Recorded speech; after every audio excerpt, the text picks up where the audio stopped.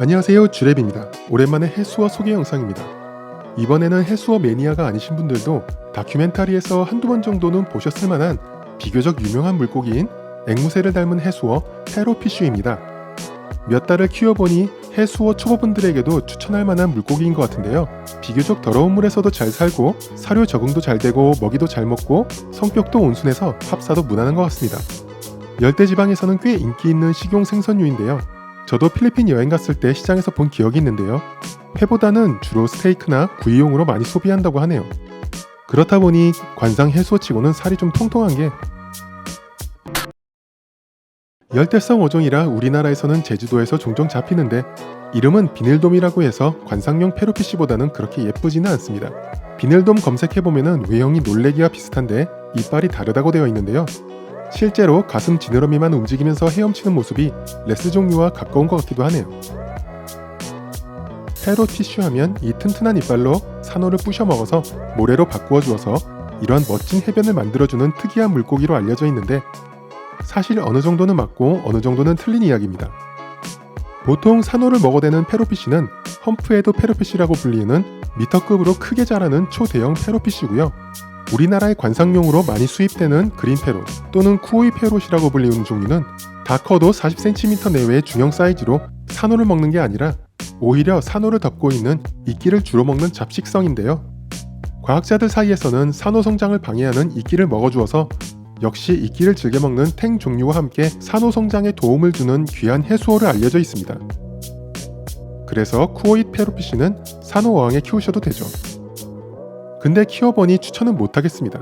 워낙 많이 먹고 많이 싸서 사이즈가 몇 미터 되는 산호 어항이 아니면은 수질 관리도 감당이 안 될 것 같고요. 해수어 전용 어항에서는 커뮤니티도 좋고 순한데다가 덩치도 좋아서 개인적으로 강추하는 해수어죠. 이빨이 입 밖으로 돌출되어 있고 돌도 부셔 먹을 만큼 강하지만 트리거처럼 다른 녀석들을 씹어대거나 하지는 않고 작은 변화에도 잘 놀라는 덩치에 비해서 꽤 순한 해수어입니다. 패로피쉬도 여러 종류가 있는데 주로 수입되는 종류는 쿠오이 패로피쉬나 바이칼라 패로피쉬들이 있는데 쿠오이 패로피쉬는 먼저 말씀드렸고 바이칼라 패로피쉬의 경우는 유어일 때랑 성어일 때 모양이 완전히 달라서 인기가 있는 종류인데요. 이 녀석은 경산호류는 뜯을 수 있고 연산어 어항에서는 합사가 가능하다고 합니다. 바이칼라 패롯이 쿠오이 패롯보다 더 화려한 데다가 성장하면서 색상이 변해서 인기가 많지만 개인적으로는 추천을 안 하는데요. 변화되는 데까지 키우기가 쉽지 않고 바이칼라 패로피쉬가 암수 비주얼이 다른데 니모처럼 패로피쉬도 성전환하는 물고기라는 거죠. 니모는 어릴 때는 중성으로 있다가 강한 녀석이 암컷이 되고 나머지는 수컷으로 변하는데 패로피쉬는 처음에는 암컷으로 됐다가 성장하면서 수컷으로 바뀌는 종류입니다. 그래서 만약에 화려한 색상의 바이칼라 패로피쉬 성어를 보고 싶다면 암컷을 먼저 몇 년 이상 길러야지 볼 수 있다는 이야기죠. 패로피쉬들이 화려한 종류가 많은데 더 다양한 패로피쉬들이 많이 수입이 되었으면 좋겠습니다. 사무실에는 해수어항이 있고 집에서는 앵무새를 키우고 있는데 둘 다 키워보는 입장에서 정말 앵무새나 앵무고기나 서로 많이 닮았습니다. 약간 맹한 표정도 그렇지만 하는 행동도 좀 비슷한 것 같아요. 블루탱 못지않게 엉뚱한 면이 있는데 먹이 적응이 되면 탱 이상으로 엄청 먹습니다. 심지어 저렇게 응가까지 먹어대는 대식가입니다. 앞에 설명에서처럼 이끼를 주로 먹는 잡식성인데 대형 어항에서도 돌연사가 종종 있다고 하는데 아마 이끼나 김말이 같은 초식 식단을 주기적으로 챙겨주지 않으면 돌연사하는 것 같기도 합니다. 그래서 사료도 초식 사료 위주로 구비하고 있죠. 김말이는 잘 먹는 녀석도 있다는데 제가 키우는 개체는 몇 번 건드리고 아직 잘 먹지를 않습니다. 그래도 건강하게 키우기 위해서 조만간에 김말이에 도전해볼 생각이고요.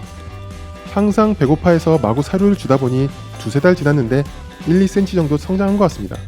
아마 자연에서는 성장이 더 빠를 것 같네요. 다큐 같은 데서 보면 몇 종류의 패로피쉬는 입으로 거미줄 같은 집을 만들어서 그 안에서 잠을 잔다고 하는데 이 종류는 집을 만드는 종류는 아닌 것 같고 그냥 구석에 숨어서 저렇게 어두운 색으로 변해서 자곤 합니다.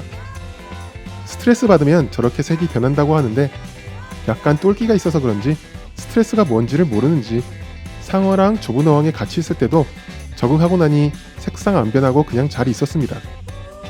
그리고 덩치가 큰 물고기인 만큼 석자 이상은 되어야지 오래 키울 수 있을 것 같은데요. 그래서 저도 이번에 두자에서 어항을 좀 넓히기로 했습니다. 화려함으로 유명하고 키우기도 쉬운 페로피쉬에 관한 영상을 만들어 보았는데요. 우리나라에서는 주로 탱이나 엔젤류를 활용해서 선호하시지만 페로피쉬는 키우기도 쉽고 외모도 빠지지 않는 멋진 해수어라 초보분이나 오래 키우신 분이나 관계없이 추천드리는 해수어입니다. 관심 있으신 분들에게 도움이 되었으면 좋겠네요. 오늘 영상은 여기까지입니다. 감사합니다.